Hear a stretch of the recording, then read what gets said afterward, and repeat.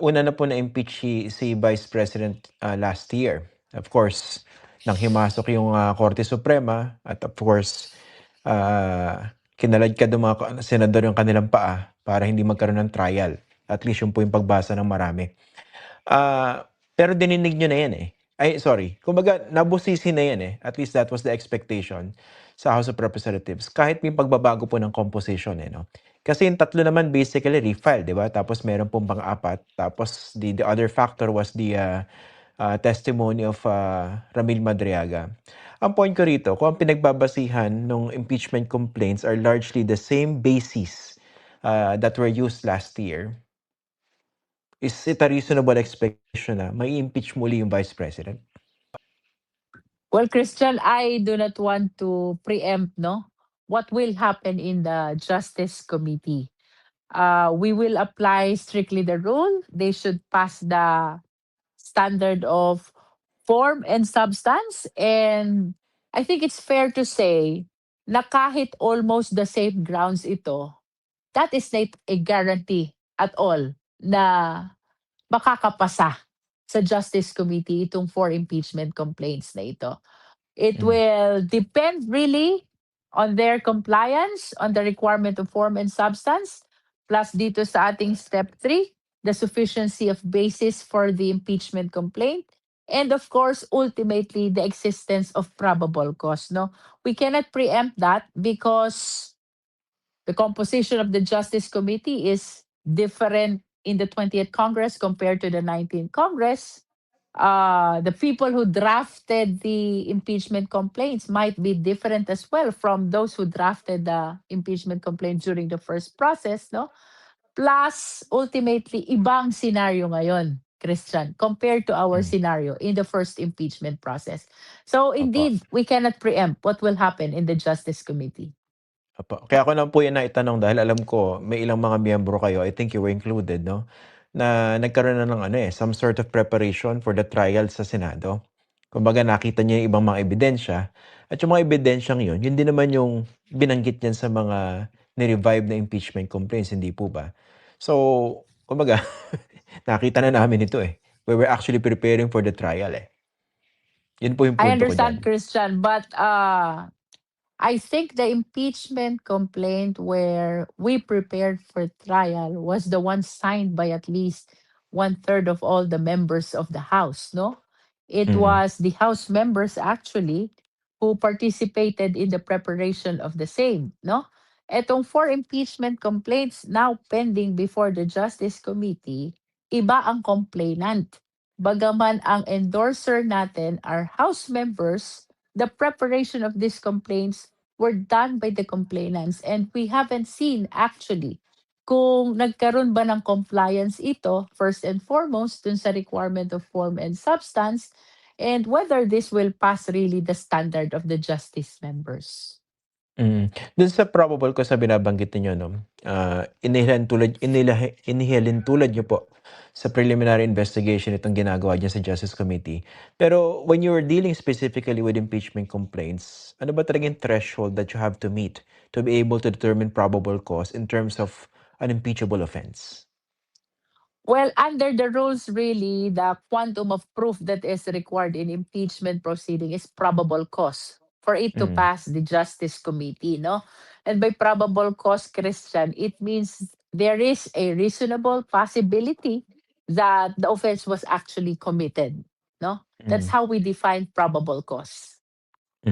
Kasi iniisip ko, 'di ba, pinagdebatehan po 'yan sa Senado rin eh, nung 2012 impeachment trial ni Renato Corona. Example, yung ibang mga impeachable offense can be interpreted quite liberally to cover a particular offense, hindi po ba? Example, betrayal of public trust or even culpable violation of the Constitution. So parang meron ding parang elbow room yung mga maghuhusga sa level ninyo to determine whether a particular allegation would fit that supposed offense under the Constitution. Yeah, that is correct, Christian. Yung sinasabi mo, that is what we call the factual nexus, no? Na dapat yung allegation of facts constituting an offense must be connected or must constitute the ground for impeachment under which the same is anchored. You're correct in saying that the ground of culpable violation of the Constitution is kind of general or broad that you can actually charge any or some offense, no? So long as it is grave and serious enough to constitute the same ground, no? And that is why there is this case of Mercedes Gutierrez, which says that the assessment of the ground of impeachment, whether the same is compliant to the sufficiency in form and substance, is actually a prerogative or a judgment of the justice members, no? Bagaman Mm. meron tayong mga parameter na kino-consider. Like for example, the definition of probable cause, no? The the parameter that was provided under the rules. At the end of the day, under the case of Mercedes Gutierrez, it will be the discretion or prerogative of the justice members to decide whether the same is compliant with the requirement of the law. Mm. Kasi iniisip ko rito pag nagsagawa na po kayo ng hearing 'no, example lang ito 'no, sa ordinaryong pagtingin, yung ginawang pagmumura at pananakot ng Vice President, 'di ba sinabi niya, kumontak na siya ng papatay at pumayag na ito at hindi raw ito joke, ipapapatay niya yung presidente, first lady at ang nooy House Speaker. Kumbaga 'pag tiningnan mo siya reasonably, objectively, napakabastos itong Vice President na 'to and it can be interpreted as a, slam dunk case falling under betrayal of public trust. Pero iniisip ko kung medyo may latitude yung isang tao to argue whether that falls under that impeachable offense, puwedeng sabihin, "Teka muna, did they actually betray the public? Sikat na sikat pa rin yung Vice President ngayon, ang taas-taas ng approval rating." I mean, maraming puwedeng gano'ng diskusyon, hindi po ba? You are correct about that, Christian, no? Ang gusto nating sabihin, what may constitute as a betrayal of public trust to one member may not be true with respect to the other member.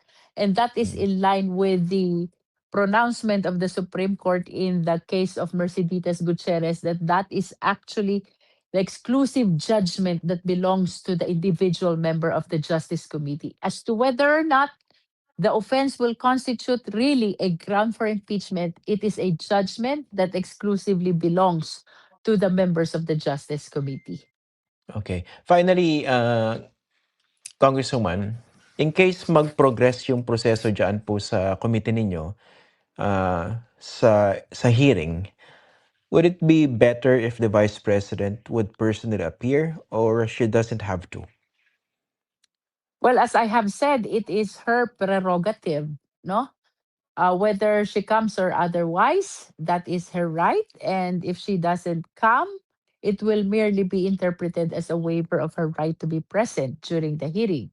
No, but it can be appreciated as an opportunity as well to defend herself against all the allegations which are being imputed against her. Of course, we acknowledge that these are very serious allegations, the commission of threat against the life of the highest official of the land, the improper use of confidential fund, the bribery that was committed in the Department of Education. And here's the affidavit of Madriaga containing a lot of allegations of illegal activities, no? Eh, etong kanyang presence during the hearing is actually an opportunity for her to defend herself. So it really depends on the vice president whether she will consider that opportunity to her advantage or she would prefer not participating at all. It depends on her, Christian.